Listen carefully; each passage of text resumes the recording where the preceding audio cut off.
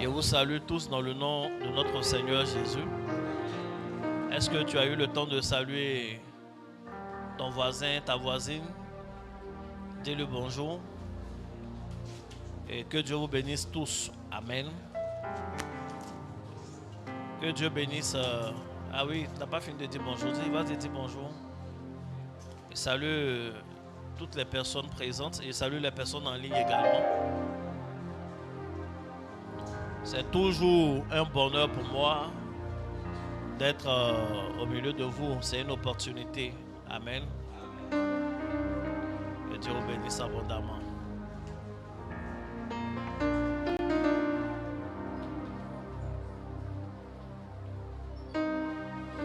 Que Dieu bénisse également et bonjour à tous les serviteurs de Dieu et servantes de Dieu au milieu de nous. Merci pour votre présence, merci pour qui vous êtes pour nous. Que Dieu bénisse Tour Eiffel. C'est une belle chanson, non?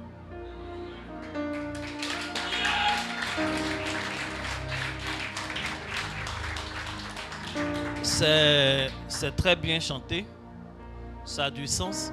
Ça reste dans l'esprit et puis c'est bien arrangé. Que Dieu le bénisse.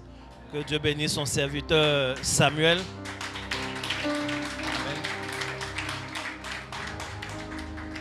Tour Eiffel est parti au Bénin, il n'a pas beaucoup duré. C'est un peu de temps qu'ils ont fait ça. Donc en peu de temps, ils ont fait une très belle chanson, bien arrangée. C'est du talent. Amen. Il est fort, Samuel. Parce qu'en plus d'avoir arrangé, il a fait quelque chose dans la vie de Tour Eiffel. À part aujourd'hui où il est en boubou simple comme ça. Depuis Tour Eiffel est revenu, il est toujours en pagne. Chaque jour que je le croise, les dimanches ou en semaine, il empagne. Et puis, il se déplace à moto maintenant, vous savez. Depuis qu'il est venu, les histoires de... Il a acheté une moto. Il est toujours en pagne, chemise pagne, boubou pagne, il se déplace. Ça, c'est l'influence. Dieu bénisse. Et lui, on fait quelque chose au Bénin. Amen. En tout cas, que Dieu vous bénisse abondamment.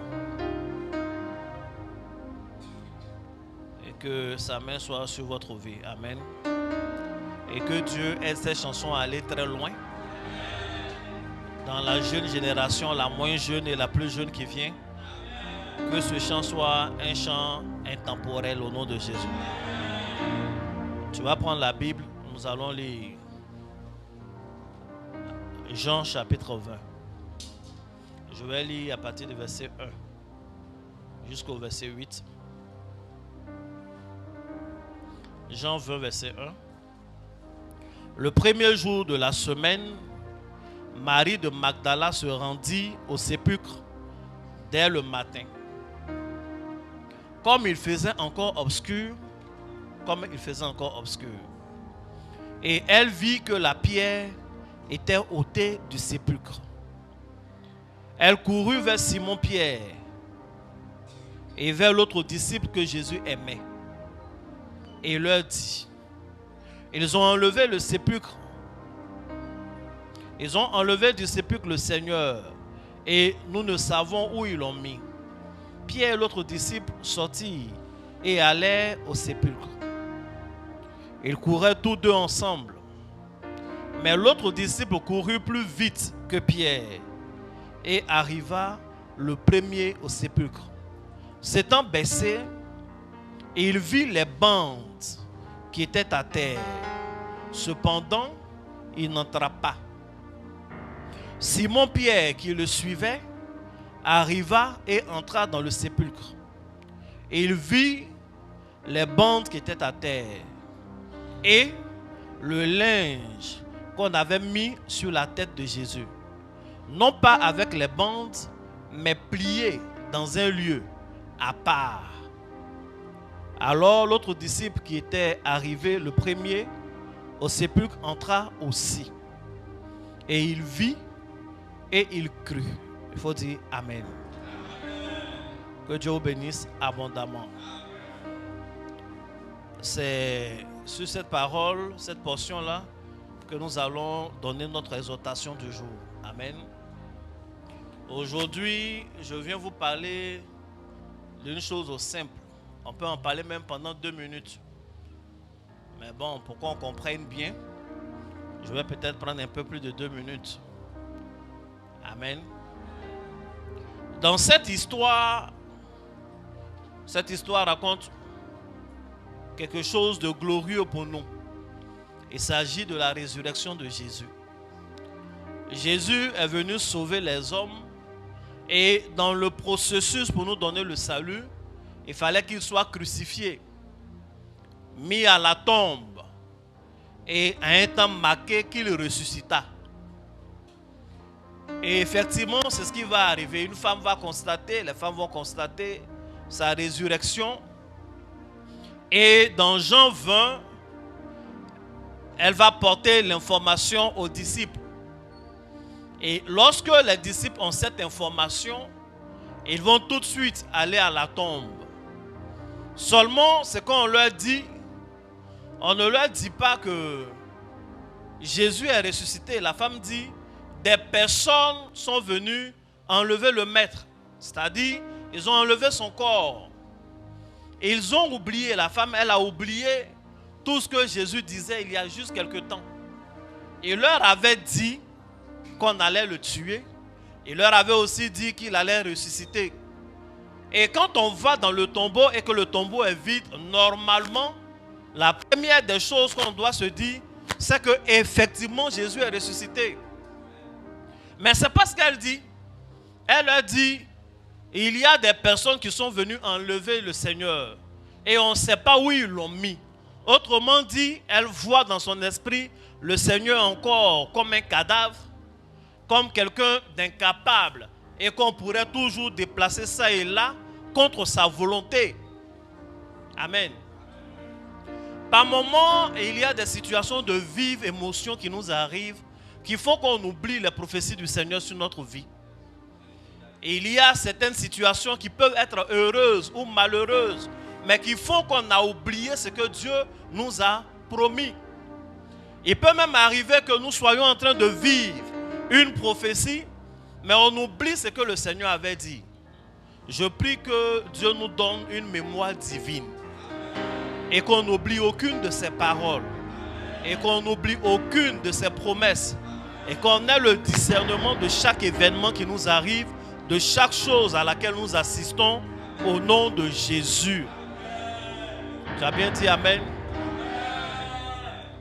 Tu as bien dit Amen? C'est de ça qu'il est question. Et la Bible dit, lorsque les deux disciples sont informés, ils décident ensemble d'aller vérifier l'information.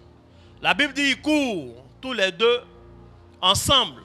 Ils prennent le départ ensemble. Mais l'autre disciple étant certainement plus jeune, il s'agit de Jean, est plus rapide. Et il laisse Pierre en chemin. Il arrive au niveau du sépulcre. Et la Bible précise qu'il n'entre pas. Amen. Il arrive là, mais il n'entre pas. Et quelque temps après, il est rejoint par Pierre. Mais quand il arrive, avant que Pierre n'arrive, la Bible dit, il s'abaisse et il regarde dans le sépulcre. En regardant dans le sépulcre, il constate qu'il y a des linges à terre. Amen, c'est ça? Il y a des bandes. Les bandes qui ont été utilisées pour enrouler le corps du Seigneur. Amen. La Bible dit,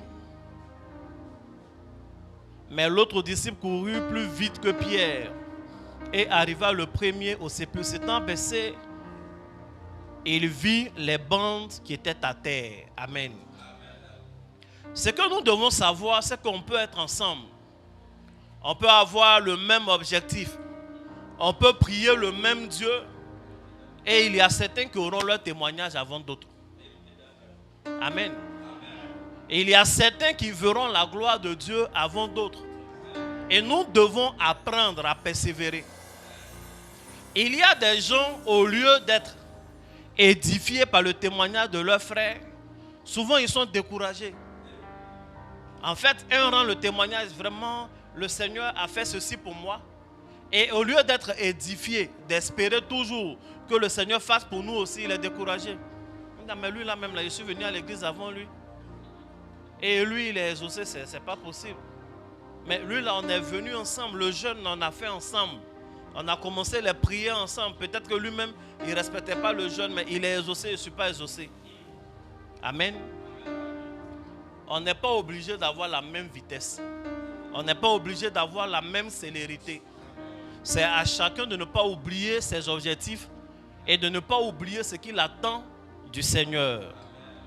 Quand Jean était arrivé avant Pierre, si Pierre s'était arrêté, il n'allait jamais arriver. Amen.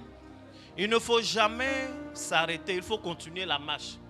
Il faut continuer la course. Des gens peuvent arriver avant toi, mais tant que tu continues de marcher et de courir, tôt ou tard tu vas arriver.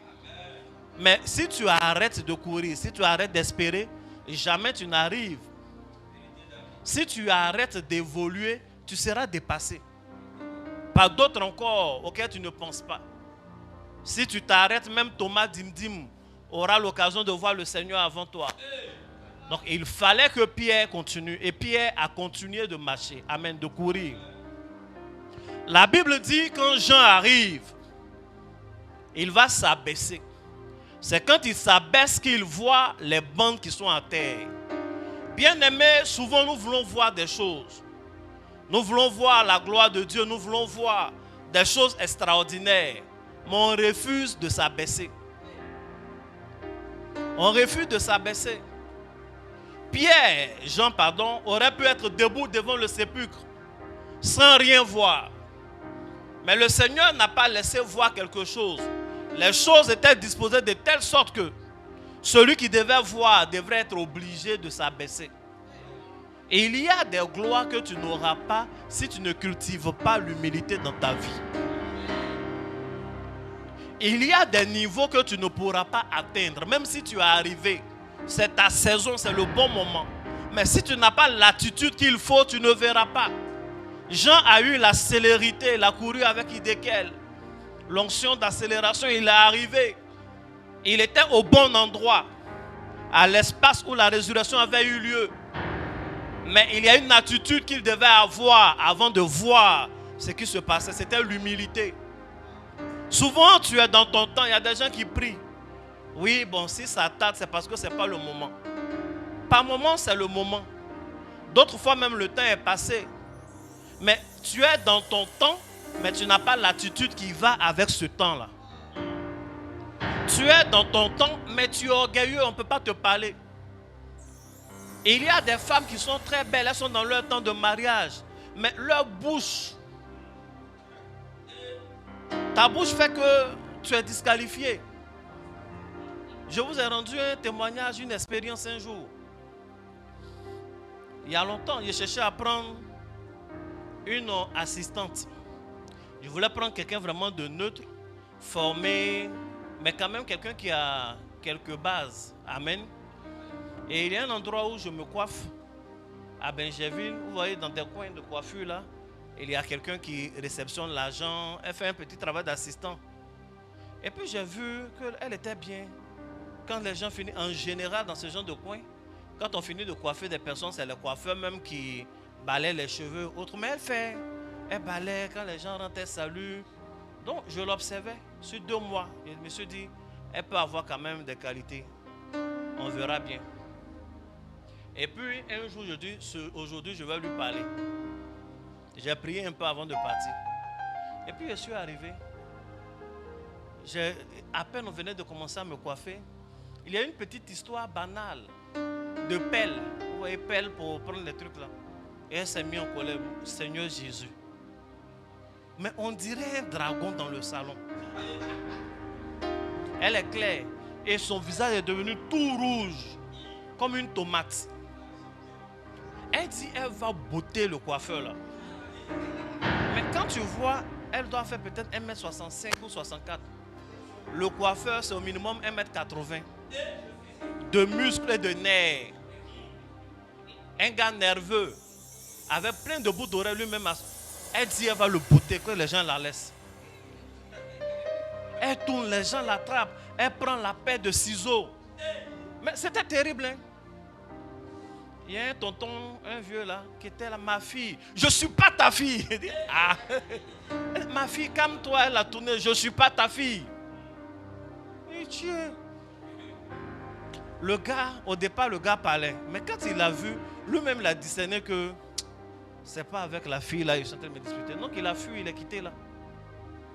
Elle respirait comme ça dans le salon. Malgré le climatiseur, on sentait le vent chaud de ses narines.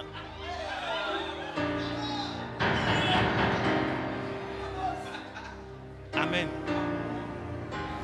Donc, moi, j'ai tiré ma conclusion. Il y a des choses, on peut l'aider, on va peut-être l'évangéliser, mais tu vas la prendre celle-là pour faire assistante. Un jour, elle va frapper les gens qui viennent en réception. Oui. Tu vas lui donner un numéro de l'église, même si tu penses l'avoir formé. On ne sait pas quand ça se déclenche. Les fidèles aiment appeler à 2h, 3h. Elle aura le numéro. À 2h, 3h, elle va parler d'une certaine façon à un enfant de Dieu qui cherchait de l'aide. Amen. Peut-être aussi qu'on aurait pu l'aider, mais en fait, l'instant présent où elle devrait avoir une bonne connexion, l'attitude qu'elle a eue, a fait que la connexion est gâtée. Et après, il n'est plus jamais revu là-bas. Peut-être qu'il l'envoyait ailleurs ou qu'elle a perdu son emploi. Amen. Donc souvent, c'est le moment. Le problème, c'est qu'on n'a pas l'attitude qu'il faut. Je prie que Dieu circoncise ton cœur. Qu'il te donne l'intelligence. Que Dieu te bénisse. Je vous ai déjà rendu le témoignage de cette dame à qui j'ai dit, tu ne toucheras à aucune goutte d'alcool. Il ne faut pas y avoir à boire. Moi ici, je ne suis pas contre le vin. Quand on mange à table, on prend le vin. Amen. Il faut prendre un peu de vin à table. Quand on dit ça souvent aussi, tu n'as pas faim, mais tu prends ton vin, tu montes à table. Le pasteur a dit à table.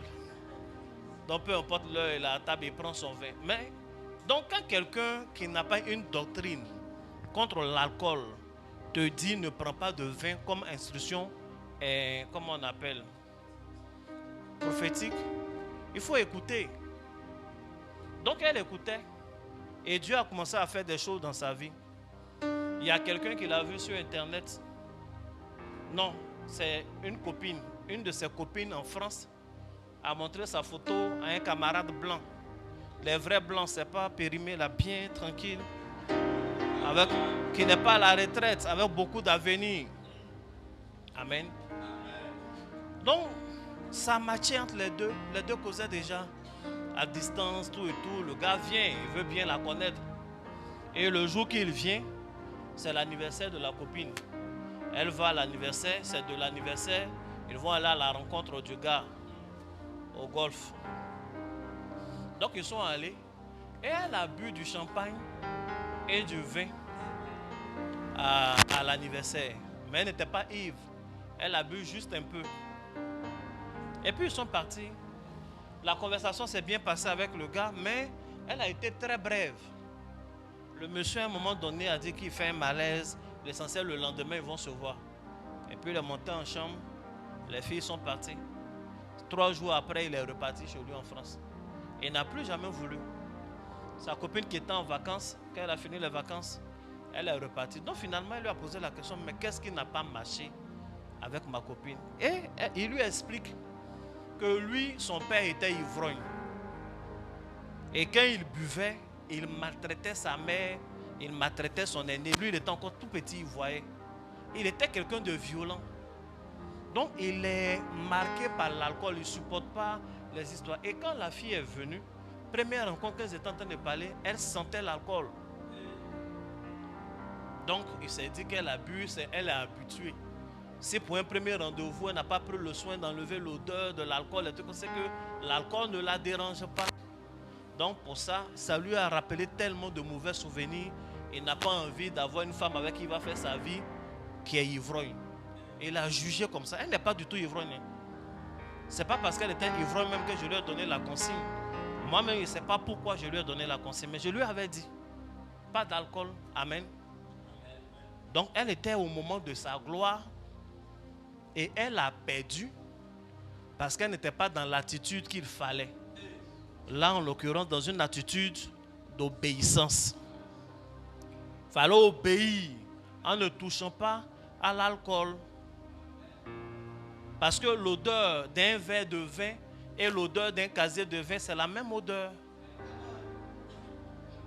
Et elle est une femme, mais quand le gars la regarde, il se rappelle de son père qui buvait et qui battait son épouse et l'aîné. Que Dieu te donne le discernement. Que Dieu te donne la bonne attitude qui correspond à ta saison. Je prie pour toi que tu ne perdes aucune de tes opportunités à cause d'un mauvais choix ou d'un mauvais jugement. Au nom de Jésus. La Bible dit, lorsqu'il est arrivé, cet homme-là, Jean, il a eu la bonne attitude, il s'est abaissé. Et il a vu les bandes qui avaient servi à enrouler le Seigneur. Et lorsque Pierre il arrive, la Bible précise, Jean n'entre pas. Lorsque Pierre arrive au sépulcre, lui, il entre directement dans le tombeau. Et la Bible dit, il a vu lui aussi les bandes qui avaient servi à ensevelir le Seigneur. Mais en plus de ça, il a vu le linge qui avait servi à la tête du Seigneur. Et s'était plié et rangé quelque part ailleurs. Donc il voit la même chose que Jean voit, mais il voit au-delà de ce que Jean a vu. Il a vu les bandes comme Jean, qui est humble, qui est arrivé vite. Mais en plus de ça, il a un bonus.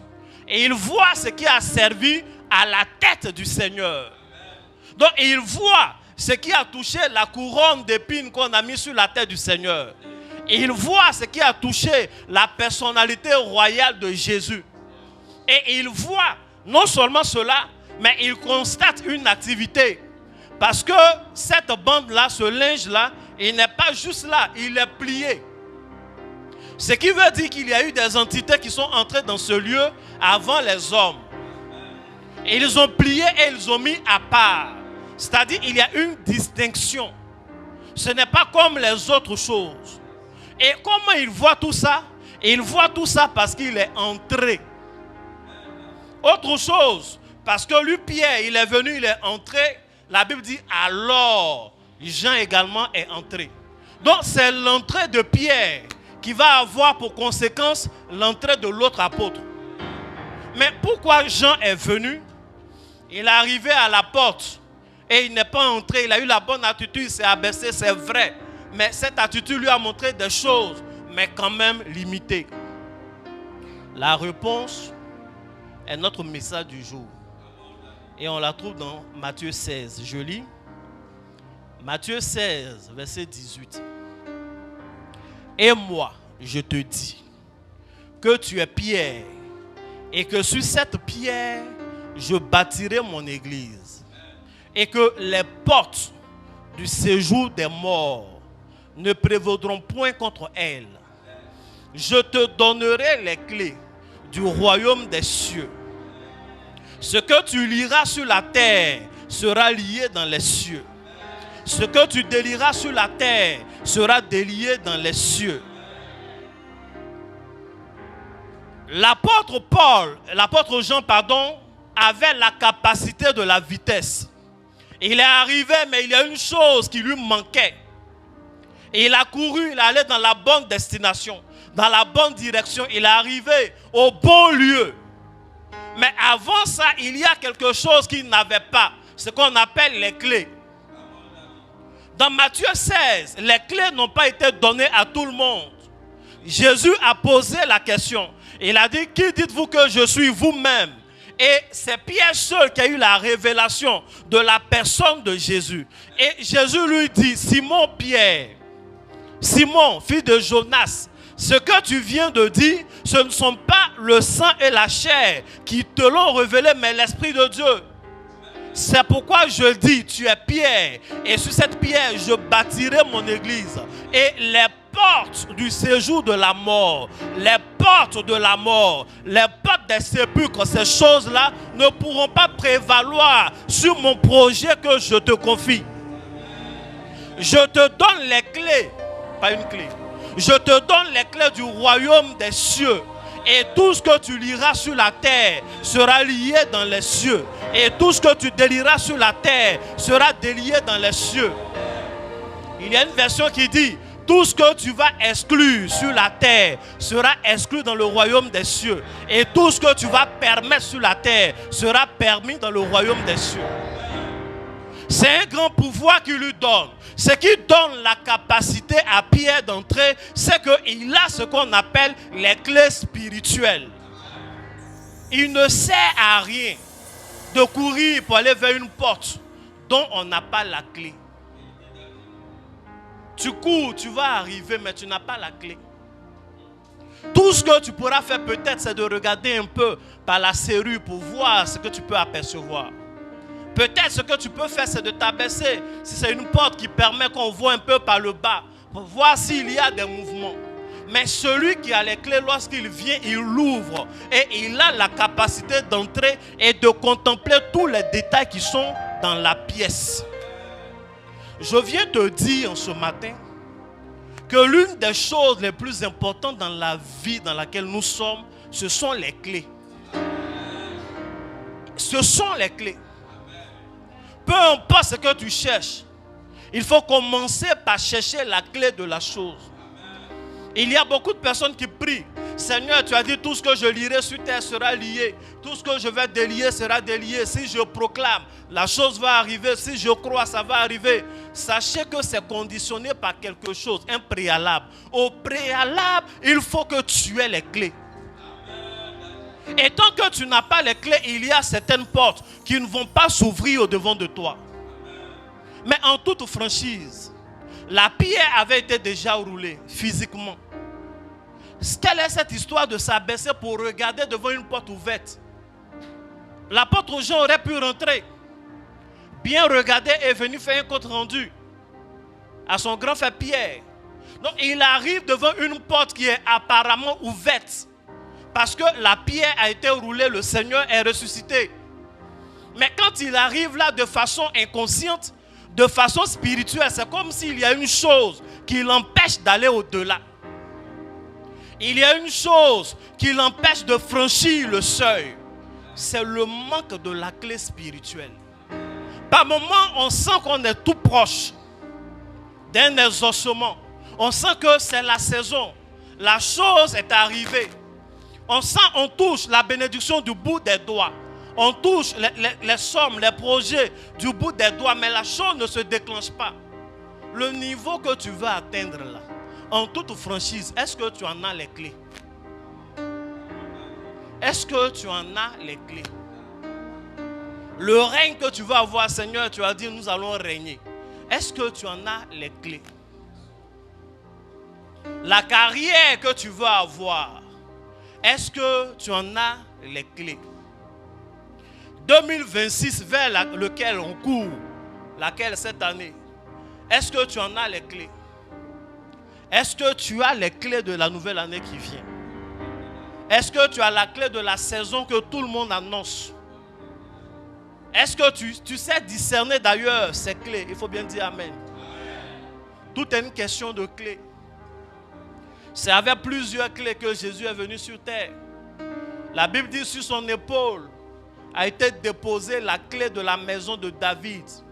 Tu ne peux pas régner en Israël si tu ne détiens pas la clé de la maison de David. Tu ne peux pas régner à Jérusalem si tu n'as pas les clés de la maison de David. Je crois que je vais lire. Quelqu'un va m'aider? Ésaïe 22.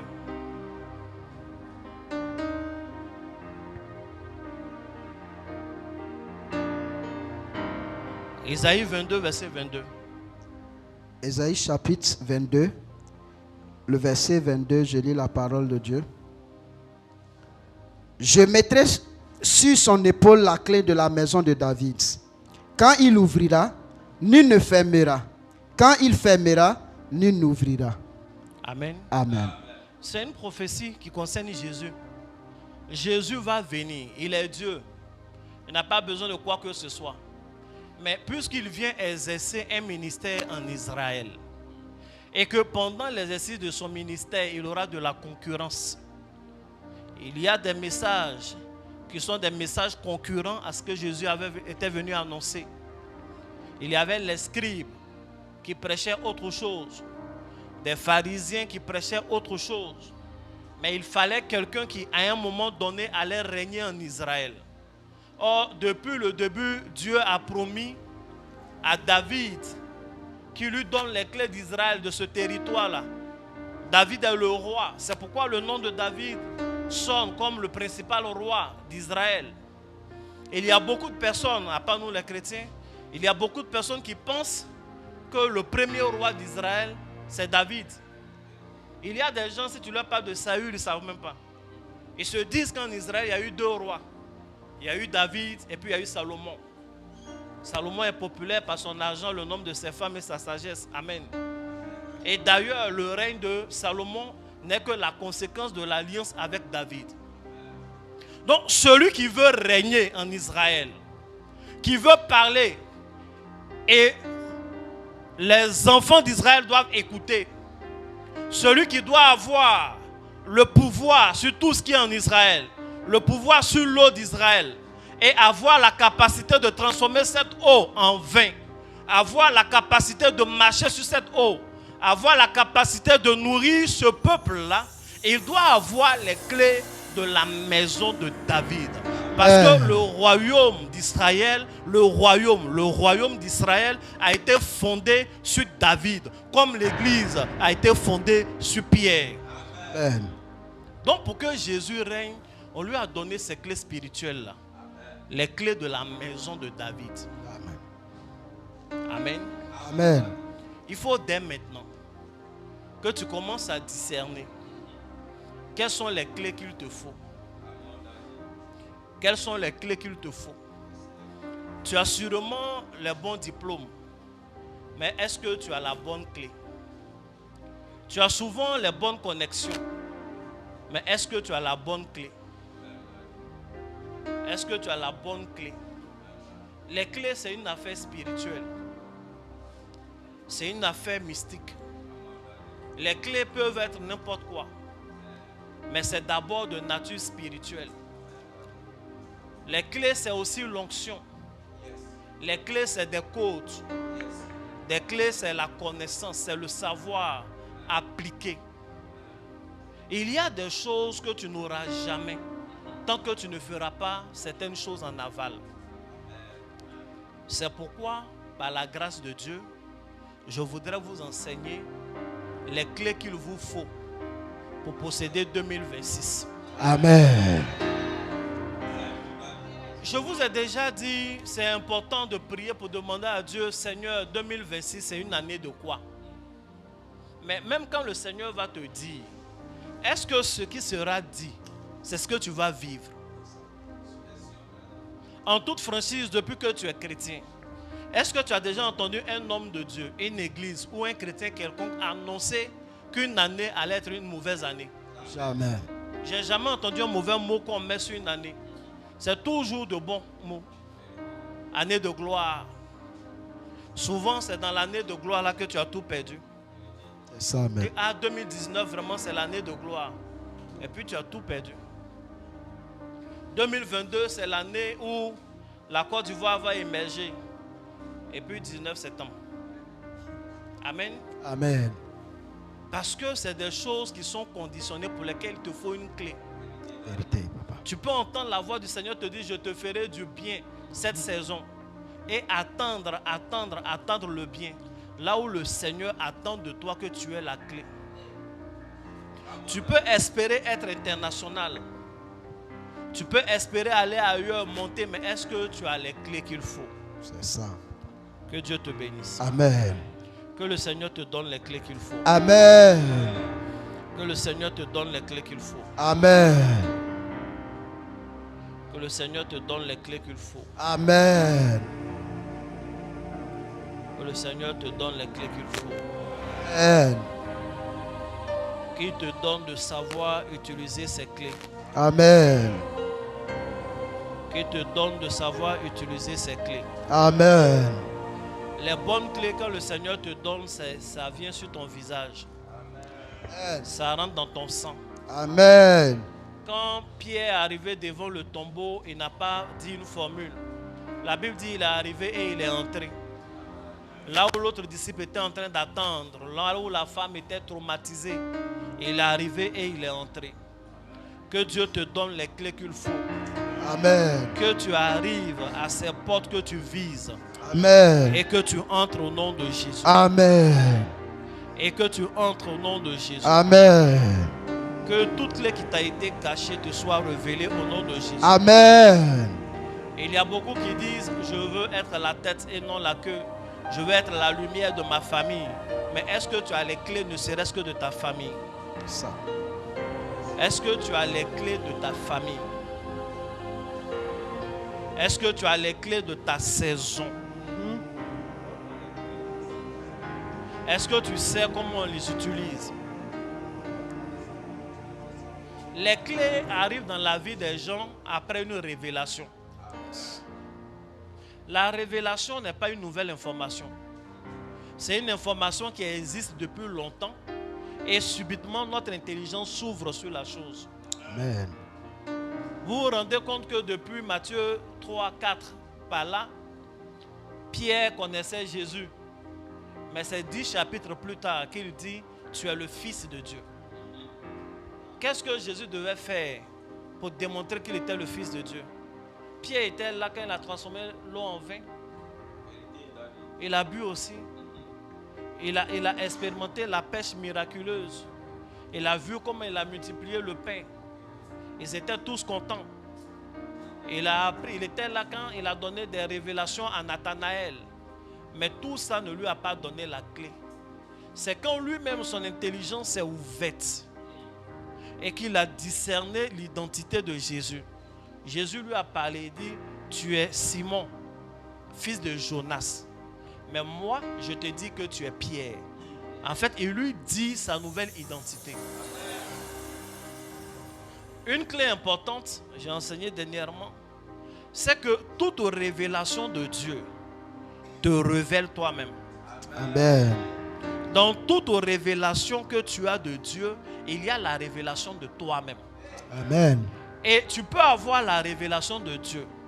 Mais si tu n'as pas capté la révélation de toi-même dans cette révélation, elle ne change pas ta vie.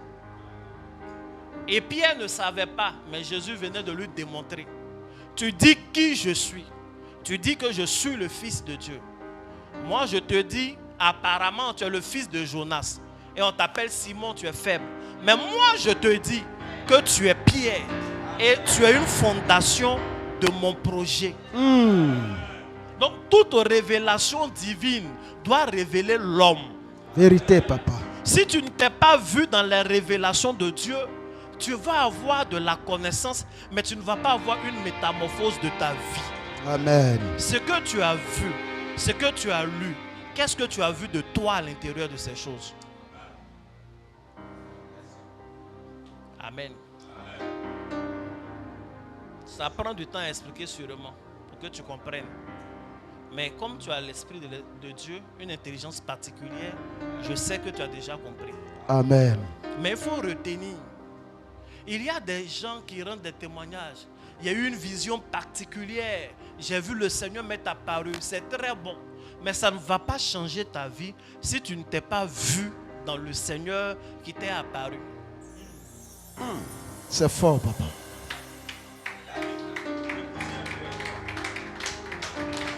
Un exemple simple. La Bible dit, le prophète Ésaïe, il voit Dieu assis sur un trône très élevé et dont les pans de la robe remplissent le temple. Dieu dit, qui enverrai-je?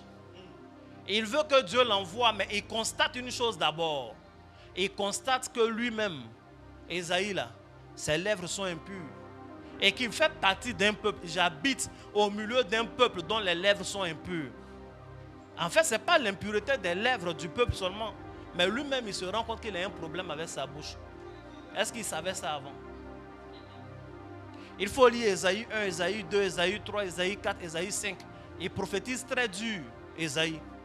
Il se lève, il donne des prophéties du genre Dieu va tuer tout le monde. Le peuple est trop bizarre jusqu'à ce qu'il voit le Seigneur et qu'il constate lui-même que ses lèvres-là sont trop impures. C'est alors que dans la révélation qu'il a, un ange va prendre une pierre et toucher sa bouche pour dire tu peux prophétiser maintenant. Donc ce qu'il faisait avant là, ça venait de Dieu ou pas? Ça venait de Dieu. Mais c'était l'exclusive révélation de Dieu. Il n'y avait pas sa révélation dedans. Wow. Et c'est après cette expérience que Ésaïe va devenir un prophète messianique. Un prophète de bonnes nouvelles. Yes. Il va annoncer jusqu'à la naissance de Jésus. Amen. Des choses qui vont arriver des millénaires après. Amen. Quelle est la révélation d'Ésaïe dans cette vision? C'est ce que je viens de vous dire. Les lèvres impures. Il n'a pas juste vu la gloire de Dieu. Il a vu la gloire de Dieu et il a constaté l'impureté de lui-même, ses propres lèvres. Deuxième chose, il a vu Dieu sur un trône élevé. Si vous lisez Ésaïe chapitre 1, la Bible dit qu'il a eu cette révélation-là après la mort du roi Osias. Le roi Osias, c'est le cousin d'Ésaïe. Ils sont parentés. Donc au moment où Ésaïe était prophète dans la nation, son propre frère, cousin, c'est un frère, était le roi. C'est son frère qui était assis sur le trône. Donc Ésaïe prophétise qui va lui faire quoi? Amen. Il avait la bonne organisation. C'est l'organisation là qui était reconnue. Et puis maintenant le roi est mort. Le pouvoir a changé de main. Et Ésaïe est troublé. Il est un peu inquiet. Est-ce qu'il peut continuer à prophétiser? Et Dieu se révèle à lui comme la personne qui est assise sur le trône très élevé pour lui dire: Osias, ton cousin, ce qui tu comptais pour prophétiser, il est mort.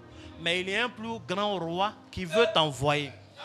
Tu n'es pas le serviteur d'Osias, tu es mon serviteur. Et je suis plus grand qu'Osias parce que mon trône est plus élevé et les pans de ma robe remplissent le temple. Amen. Donc Dieu devrait se révéler comme un parent roi. Yes. Donc Ésaïe voit en lui son nouveau parent qui est un roi éternel. Il peut continuer son ministère. Amen. Donc dans chaque révélation de Dieu, il faut voir ta révélation, ce qui te concerne. Si ça. tu n'as pas vu, tu vas avoir de la connaissance, mais pas de la transformation. Est-ce que ça t'édifie? Amen. Amen. C'est puissant. Que Dieu te bénisse abondamment. Amen. Voilà ce que nous allons faire. C'est des choses que je dois vous enseigner. Je dois vous enseigner les clés de 2026. Wow. Et comme je vous l'ai dit, les clés ne sont pas forcément de nouvelles choses. Il y a de nouvelles choses.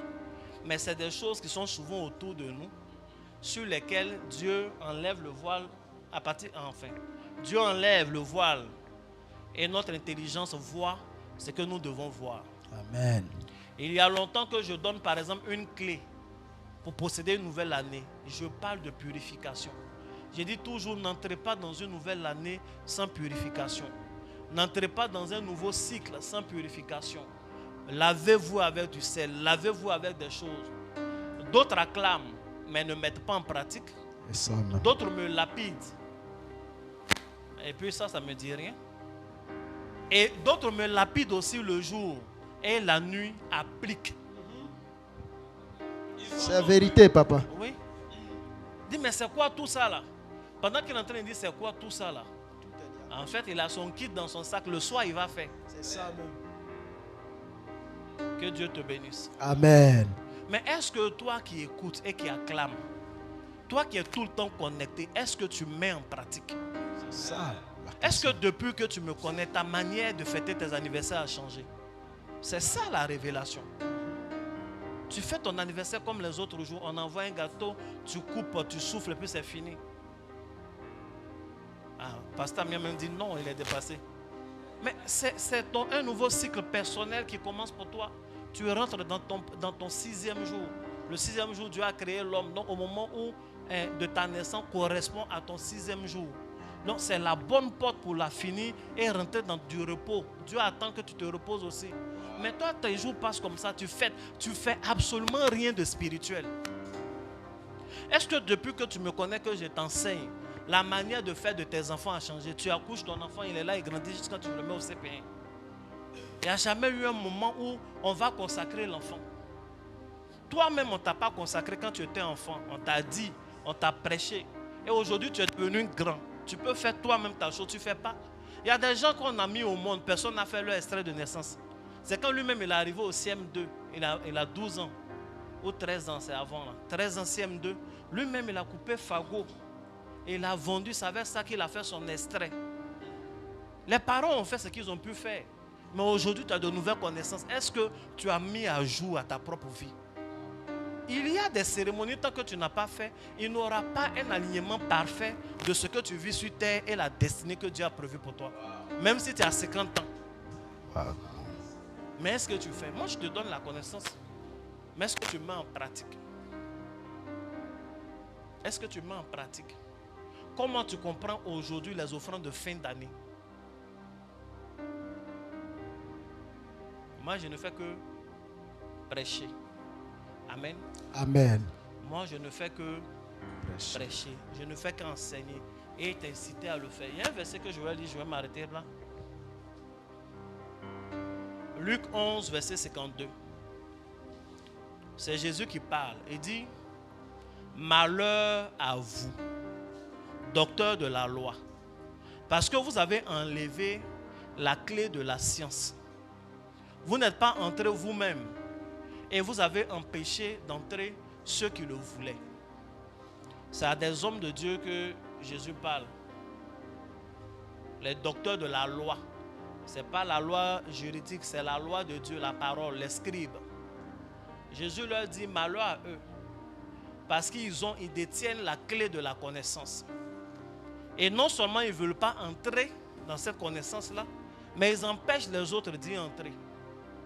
Ils les empêchent par leur prédication, par leur manière de faire. Ça, c'était à l'époque de Jésus. Aujourd'hui, les choses ont changé. Les docteurs de la loi ont la clé encore de la connaissance. Eux-mêmes, ils y entrent, mais ils empêchent les autres d'entrer. Eux-mêmes, ils font des voyages chaque année, ils vont en Israël pour aller parler à la terre. Quand ils viennent avec de la terre. Mais ils disent aux gens, la terre, ce n'est pas important. Jésus est déjà mort, on ne parle pas à la terre. Mais nous tous, on chante salut aux terres de l'espérance. Et ce n'est pas on salue qui, si ce n'est pas la terre. Il faut bien dire Amen. Amen. Ils disent non, le sel là, les histoires de sel, ce n'est pas la peine. Ils se lavent avec le sel. C'est vrai, papa. On les consacre avec corne. Corne, il n'y a pas une plante qui produit corne. Il n'y a pas arbre de corne. Donc celui qui accepte qu'on le consacre avec une corne, c'est un message qu'il envoie au monde spirituel. Pour qu'il y ait une corne, ça veut dire qu'il y a une bête qui est tombée. Vérité, papa. Ils ont tué mouton. C'est ça. Souvent même tu as mangé aussi. Et puis tu es là, tu acclames, ah, ils sont en train de le consacrer. Et tu sais, ce n'est pas bouteille d'huile, c'est corne, ils sont en train de mettre huile. Ce n'est pas corne d'un arbre. Maintenant, après, quand tu veux faire pour toi, tu dis non, on ne peut pas faire. Tu sais, laisse tout ça là, le Seigneur Jésus. Le Seigneur Jésus était mort quand on mettait corne là sur sa tête. Et il sait que derrière la corne, il y avait une bête qui ne vit plus. C'est ça. Ne pensez pas que la bête là se promène sans corne. Non, ils l'ont fait tomber avant d'utiliser. Donc, au temps de Jésus, les docteurs de la loi avaient les clés de la connaissance. Ils n'entraient pas eux-mêmes et ils empêchaient ceux qui voulaient entrer d'y entrer. Aujourd'hui, les docteurs de la loi ont la clé. Ils entrent eux-mêmes et ils empêchent ceux qui veulent entrer d'y entrer. C'est ça, papa. Ils entrent eux-mêmes. Vérité, Daddy. À la fin de l'année, vous allez voir, ils vont faire des cadeaux. Non, venez manger, tout et tout. Et puis quand tu vas aller manger, peut-être tu vas payer. Mais ce que tu vas payer, tu te rends compte que ça doit coûter plus cher que ça. C'est ça. C'est parce qu'il a donné une subvention. La subvention, c'est un repas qu'il offre. Non, tout le monde vient manger, manger. Mais après, non, vous savez, Jésus est mort. Il a tout payé, mais pourquoi toi tu veux nourrir tout le monde? Question. Il faut bien dire Amen. Amen. Pourquoi nous, quand on veut nourrir, vous dites non, on n'offre pas de repas. Or, Jésus a dit à ses apôtres, donnez-leur vous-même à manger. Manger. Ce que nos grands frères n'ont pas pu faire, là, n'ont pas donné à manger aux gens. C'est ça, nous, on veut donner à manger maintenant. Là. C'est clair. Vous dites, faut pas, on va faire, mais vous, vous faites. C'est pas normal. Est-ce que c'est bon? C'est pas bon. C'est Mais pas c'est grave. toi qui leur donne la force. Parce que tu écoutes ça. Et le pire, c'est que quand tu écoutes, même que tu ne crois pas, tu fais rien. Je termine par cette phrase. Il n'y a aucune différence entre l'ignorant et celui qui a de la connaissance, mais qui ne la met pas en pratique. Vous êtes la même chose. Celui qui ne sait rien et celui qui sait, mais ne met pas en pratique, ils sont pareils. Je vous exhorte toujours à mettre en pratique ces choses. Amen. C'est une opportunité de transformer nos vies que Dieu nous donne chaque fois qu'il nous donne une nouvelle connaissance. Amen. Le 31 décembre, on va venir prêcher.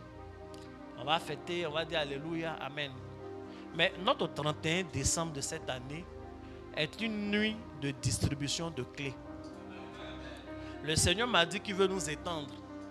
Il veut susciter des rois.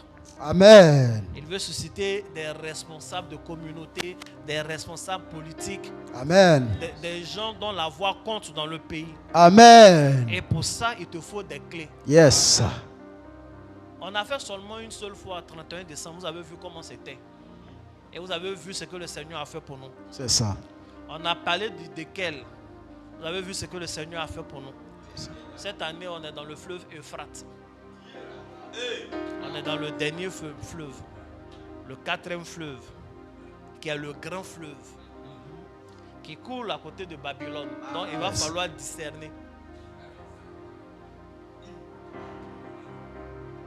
Amen. Venez le 31, on va bien parler. Amen. Le 31, je vais parler un peu. Et on va mettre en pratique.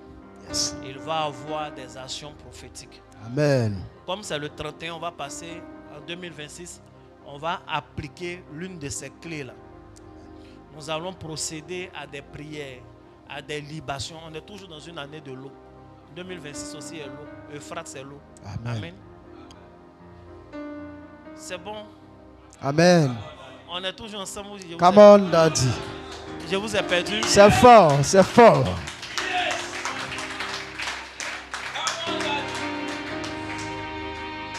Amen. Amen. Donc on va mettre en pratique. On va prier. Il faut venir le 31 décembre. Ici même à Benjerville. Avenue Jardin Botanique. Rue Ibrahim Sangaré. Amen. Amen. La veillée sera importante. Amen. À la traversée là, on va faire nos trucs, nos actions prophétiques. Quand on finit, tu peux appeler tes frères maintenant pour les saluer. Ça veut dire chacun est prêt et puis on se salue maintenant. Ah, ça va, longévité, machin, mais chacun est prêt et puis on est là. Après, comme d'habitude, on va partager des repas, tu vas danser. Ceux qui veulent rentrer, en général, beaucoup veulent rentrer. Certains veulent rentrer, mais ça n'arrive plus. Tellement l'ambiance est bonne. En fait, ce que tu voulais aller faire là, on fait ici. Amen. Amen. En tout cas, certaines choses que tu voulais aller faire, c'est pas ce que tu voulais aller faire. On fait ici. On est dans une bonne ambiance de paix. Le Seigneur va nous bénir sérieusement. S'il y a quelqu'un que tu aimes, il faut lui dire cette année-là, on fait la traversée à réveil des héros. Amen. Viens, on va traverser seulement. Viens voir comment on fait chez nous. Amen. Et vous verrez les résultats. Amen. Est-ce que quelqu'un peut acclamer la parole? Amen. Amen, amen, amen. Je crois que j'ai fini d'enseigner. Nous allons prier pour l'un de nos fidèles, un nouveau fidèle. Amen. Nous allons procéder à la consécration d'un enfant, d'un bébé. Vous savez, les choses que je prêche, certains ne mettent pas en pratique, mais ça va venir, ils vont finir par mettre en pratique et d'autres mettent en pratique. Consacrer un enfant fait partie des pratiques importantes. Il faut qu'on prie pour ton enfant afin que les gens ne puissent pas l'initier à la sorcellerie et qu'il réussisse aussi sa vie. C'est important. Et nous avons un enfant qui va venir avec ses parents.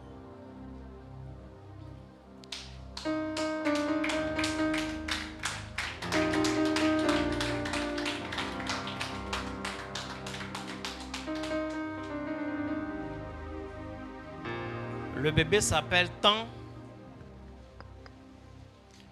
Boniei Mouan Léana Néhémie. Acclame le Seigneur pour. Amen. Venez comme ça. Voilà. Beau.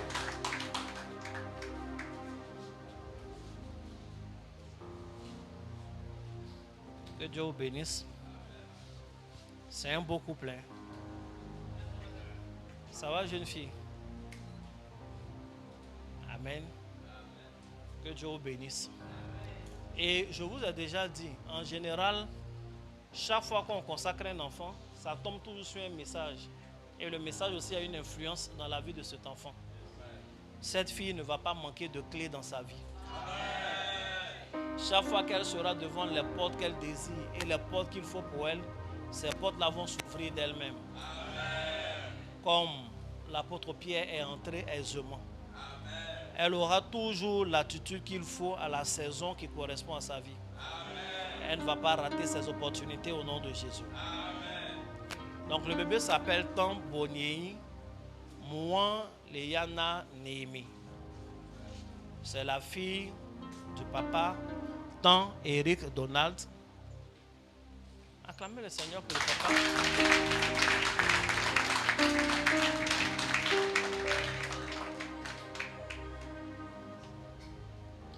Et son épouse née Gwese Golou Elodie.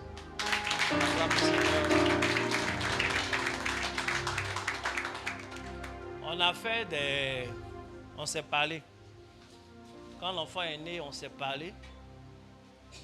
On s'est parlé par rapport au nom de l'enfant. C'est eux qui ont choisi les noms de leurs enfants. Amen. Ils m'ont soumis, j'ai prié. J'ai demandé les significations, j'ai regardé les connotations. Et les noms là ne sont pas du tout négatifs. C'est de bons noms. Donc, et puis ça lui correspond. Donc cela a été autorisé. Et ça correspond à la volonté de Dieu. Amen. L'autre chose, c'est que connaissant sa date de naissance et les noms de ses parents, j'ai prié, j'ai consulté Dieu. Et en fonction de ce que Dieu m'a dit, je leur ai demandé un certain nombre d'éléments. C'est avec ces éléments-là qu'ils sont venus aujourd'hui.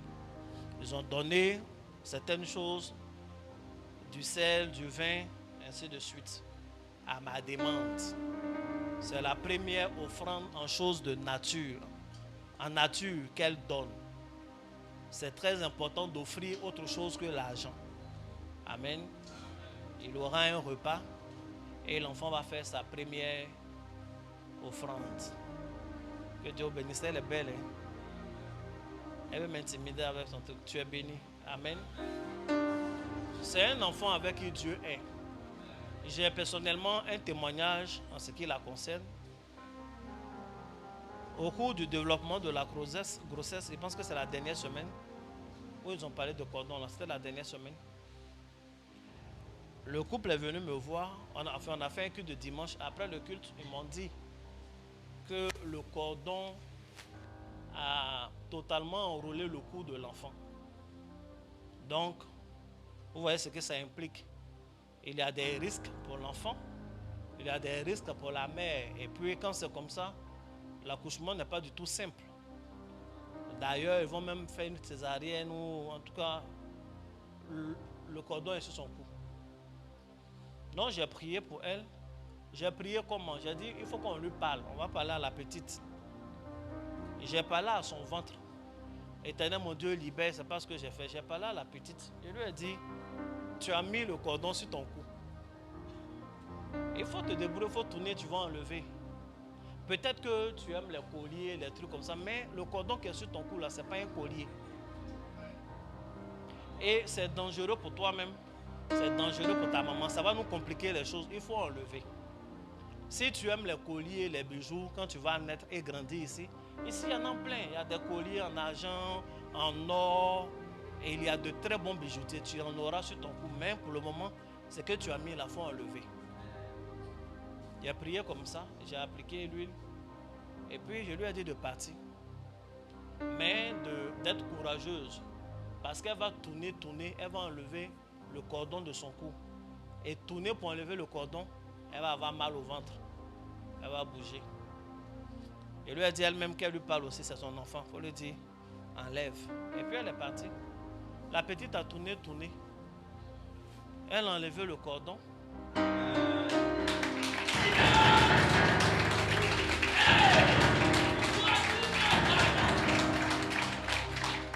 va? C'est pas moi qui crie là-bas. Et elle est partie à son terme. Elle a accouché l'enfant. Et puis voici le bébé qui est là, qui est en train de garder normalement.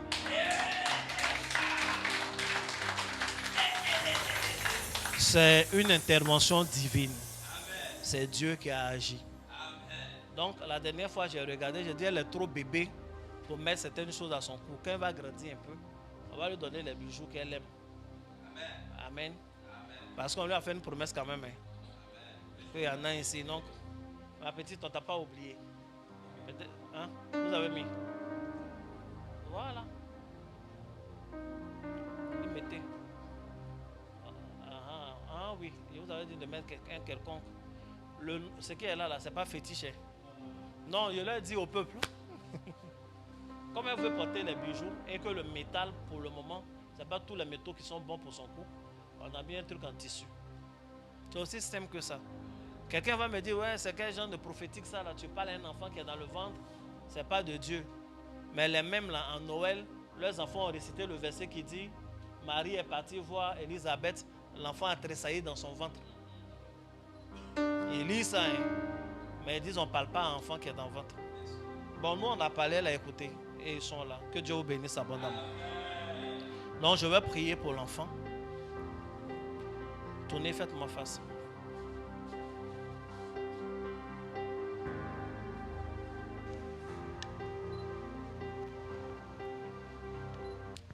Pendant que je prie pour l'enfant, je prie que le Seigneur agisse dans la salle et hors de la salle, qu'il envoie ses anges sur toutes ces femmes qui veulent un enfant, que le Seigneur les assiste et qu'il leur accorde un enfant au nom de Jésus.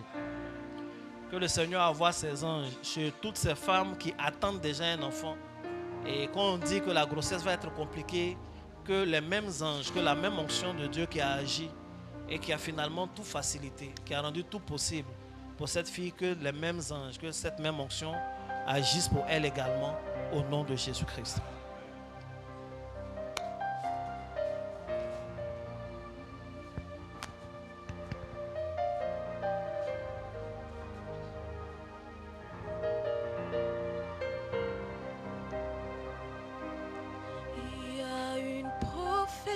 Sur ma vie,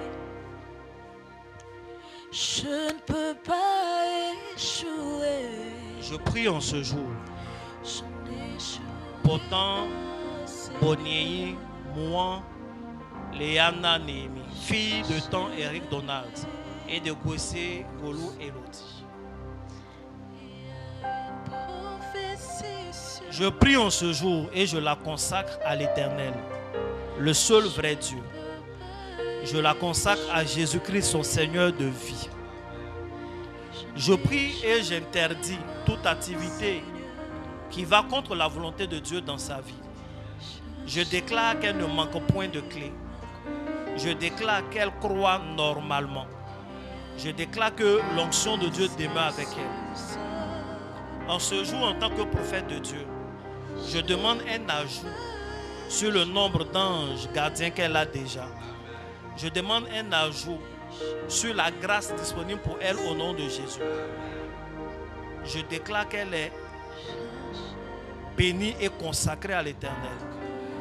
Aucune main, aucune autre bouche, aucun autre aliment ne pourra l'envoûter au nom de Jésus.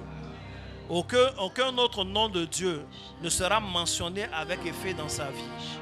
Je le déclare ainsi. Et elle réussit précocement. Et elle réussit vite au nom de Jésus. Amen.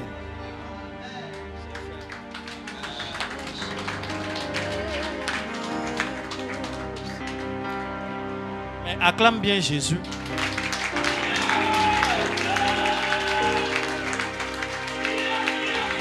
Vous allez lui donner l'enveloppe. Elle va faire sa première offrande. Elle-même dans la corbeille. Il ne faut pas manger l'argent.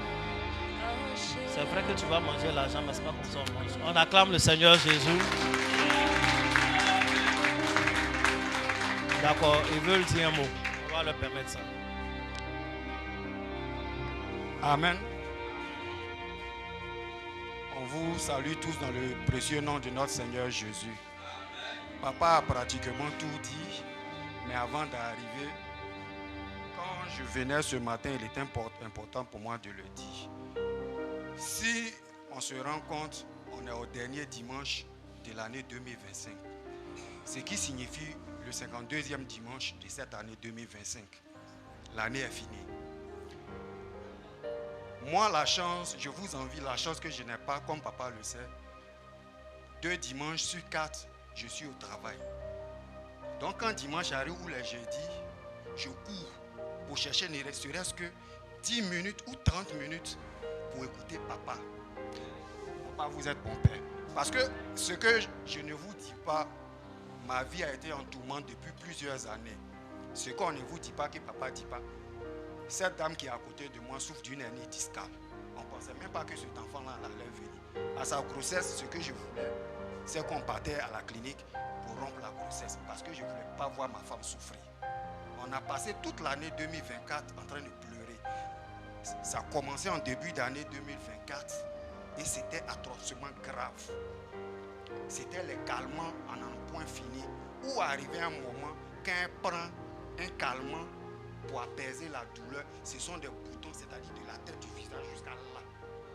Donc arrivé à un certain moment, un soir, j'ai appelé mon épouse et puis je lui ai dit, tu sais chérie Coco, on croit en Dieu. La douleur là, faut considérer ça à partir de ce jour comme c'est en toi. Et puis on va passer à autre chose. Et Dieu merci, à cette croisée de chemin, par la grâce de Dieu, je suis resté depuis 2020. Je vois des visages comme le frère Okamon où papa a fait véritablement des choses. Donc c'est par là, par le canal de cet homme de Dieu là, je suis passé. Et puis je ne pensais pas vous croiser ici. Mais quand je suis venu, j'ai compris que j'étais au 2e culte. J'ai dit waouh, si moi je rentre dedans, on va avancer ensemble. Et puis Dieu va nous construire. Donc avant de continuer, ce que j'aimerais dire, quand je venais, je demandais à Dieu qu'est-ce que j'allais dire devant ce peuple ce matin. Dieu m'a parlé de 2 choses. L'humilité et puis l'onction. L'humilité, pourquoi? En moins d'1 an, je croise un homme de Dieu.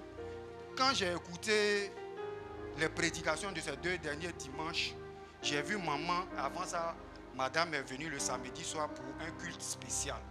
Et à la suite, le lendemain, elle a prêché. Elle a parlé de l'action de grâce et qui accompagnait de l'action de grâce. Et à la suite, le dimanche dernier, papa a parlé. Et puis il a cité tous les témoignages. Mais il y a l'humilité de l'homme de Dieu qui me dérange. Comment un homme de Dieu qui va s'arrêter pour dire, si je dois sortir, que ma voiture n'est pas présentable, mais mes filles sont là, je vais les appeler et puis ils vont mettre la voiture à ma disposition. Waouh! Moi, mon épouse sait, de l'autre côté où on était, je vais faire comme papa, c'est pas encore d'Ivoire ici, hein, de l'autre côté où on était là. À côté là, eux là, c'est eux. Et puis leurs femmes. C'est-à-dire, quand toi tu veux émerger, on dit tais-toi.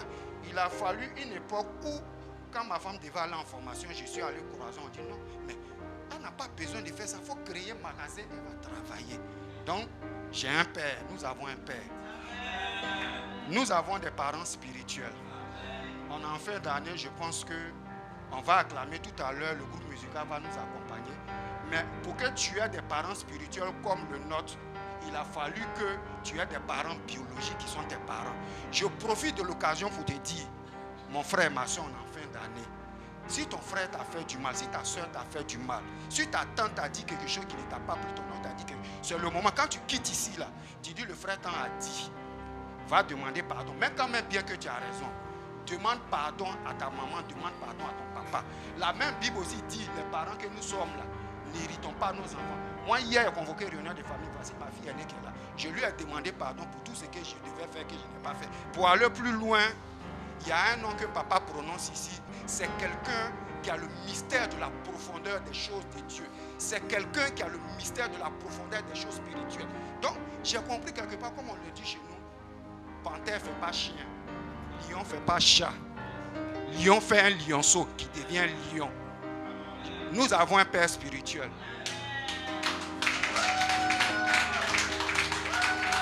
Si tu veux acclamer Jésus, acclame-le bien. Si tu veux acclamer Jésus, acclame-le bien.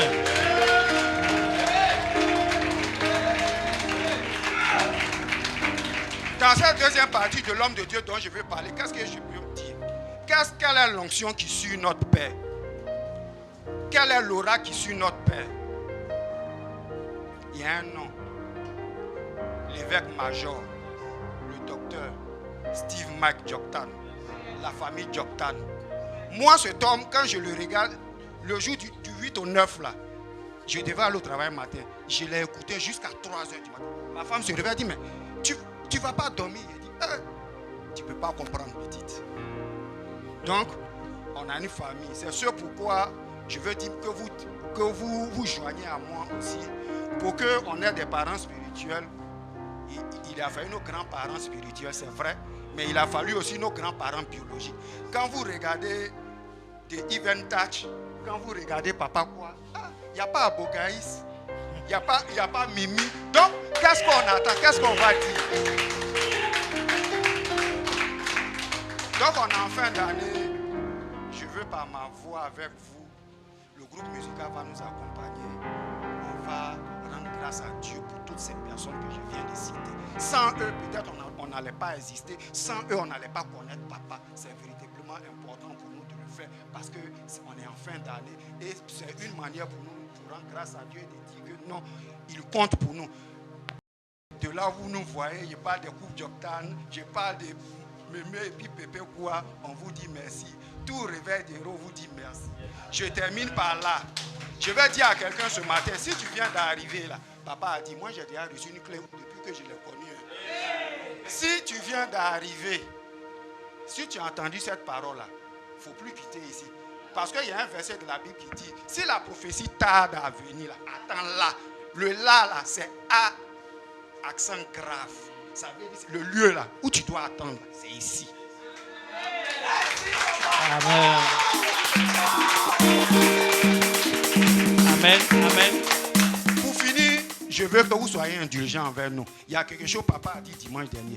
Nous, on quitte derrière pour nous, à 7 km de Samo. Aujourd'hui, on s'est réveillé à 4 h du matin pour être ici à 9 h. Je rends grâce à Dieu parce que là, le véhicule est déjà là. Amen.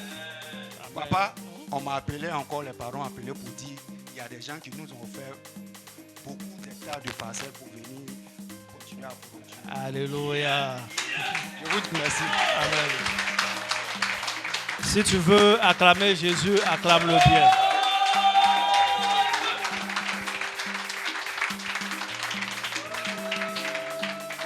Amen. Tu es béni, Monsieur Tan. Alléluia. Tu as fini d'acclamer.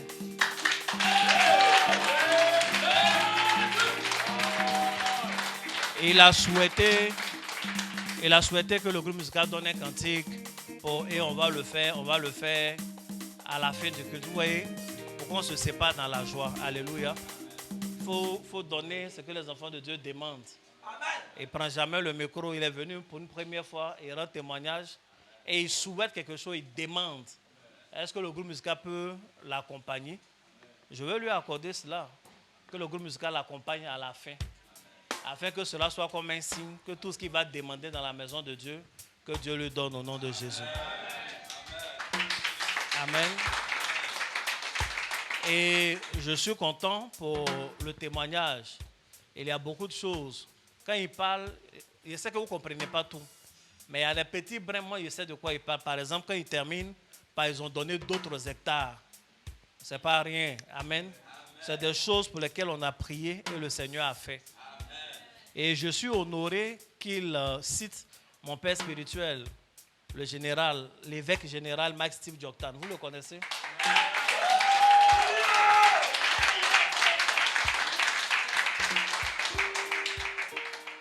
Il est évêque de Libreville et m'enseigne et nous dit beaucoup de choses. Et je vous ai déjà dit, j'aime les douces influences de son onction. Mais ça prouve aussi que tu aimes la parole de Dieu. Parce que pour écouter l'évêque général, il faut aimer la parole de Dieu.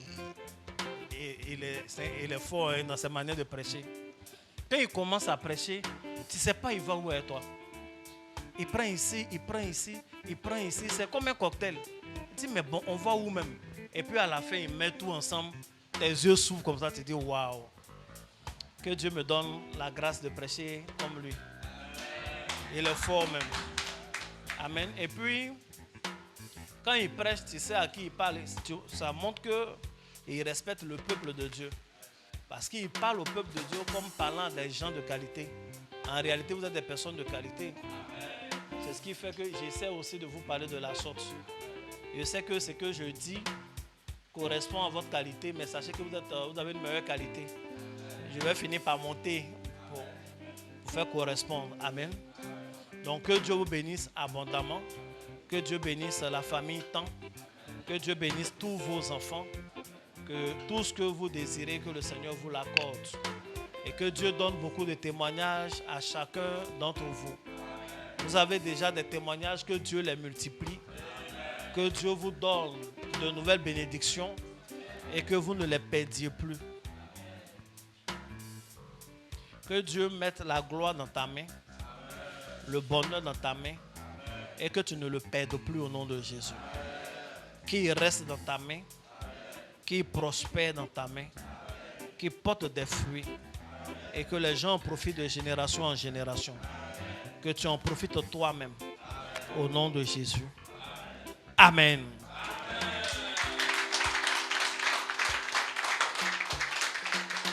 Nous allons, comme j'ai donné les annonces, on va faire nos offrandes de, comment on appelle, du projet. Nous avons pour ambition d'acheter un terrain et de bâtir un temple. Nous avons acheté partiellement. On a acheté un terrain par la grâce de Dieu. Et il nous reste un autre qu'on a commencé à acheter un peu. Mais il faut qu'on solde. Il nous reste beaucoup à solder. Amen. Je n'ai pas toute la comptabilité, mais en tout cas, ce qu'on a donné, ça fait le quart de ce qu'il nous faut. C'est ça? Un peu 11, ça fait le quart. Ça fait à peu près le quart de ce qu'il nous faut. Et je sais que Dieu va nous faire énormément de bien. Nous avons pour ambition de bien enseigner la parole. Et c'est mieux d'avoir pied à terre, d'avoir un coin. Souvent, les églises meurent à cause du déménagement. Imagine, on a commencé à prêcher ici. Il y a des visages que je vois qui connaissent ici. Pourquoi ils sont venus ici? Parce qu'on s'est connus ici, on prie ici. Maintenant, imagine s'ils viennent, on n'est plus là. Une église peut, c'est-à-dire la vision peut disparaître pour des choses comme ça. Dieu nous envoie à Benjerville. Si on n'a pas eu maison à Benjerville, on est obligé d'aller payer un coin à Songon. Or, souvent, c'est à cause d'une seule âme même que Dieu t'envoie dans une zone. L'âme là est à Benjerville. Nous, on est obligé d'aller à Songon. Songon, c'est l'autre bout d'Abidjan.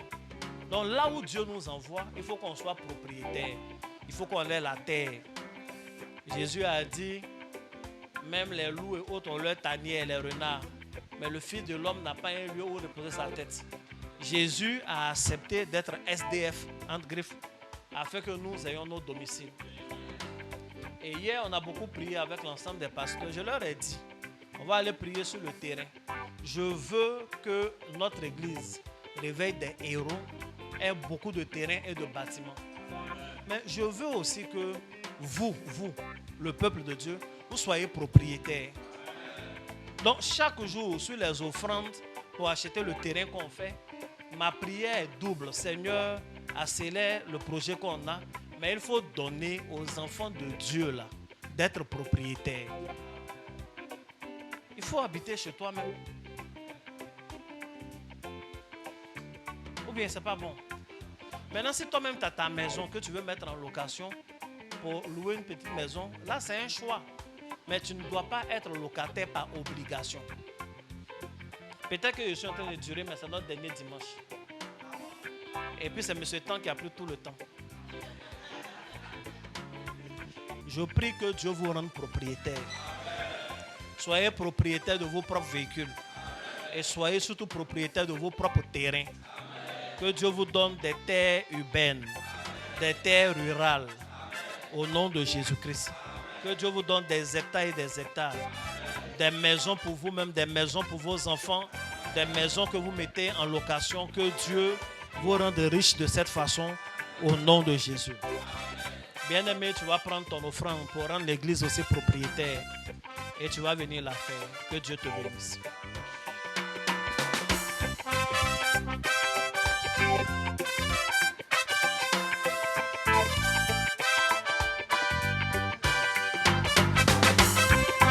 Nous voulons voir Jésus élevé comme un étendard sur ce pays, pour montrer à tous la vérité et le chemin vers le ciel.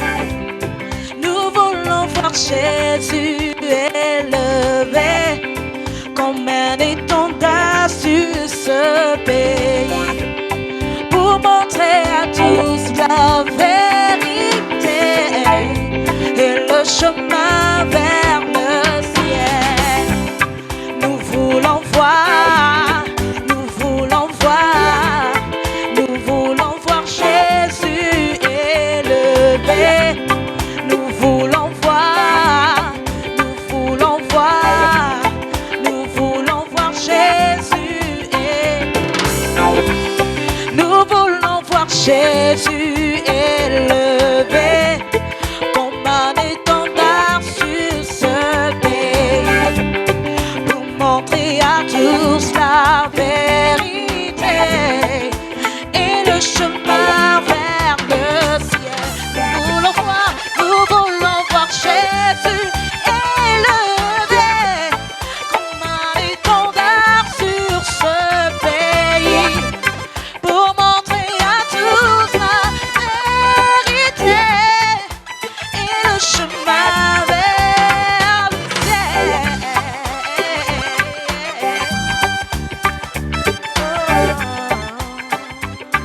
Nos offrandes sont bénies au nom de Jésus.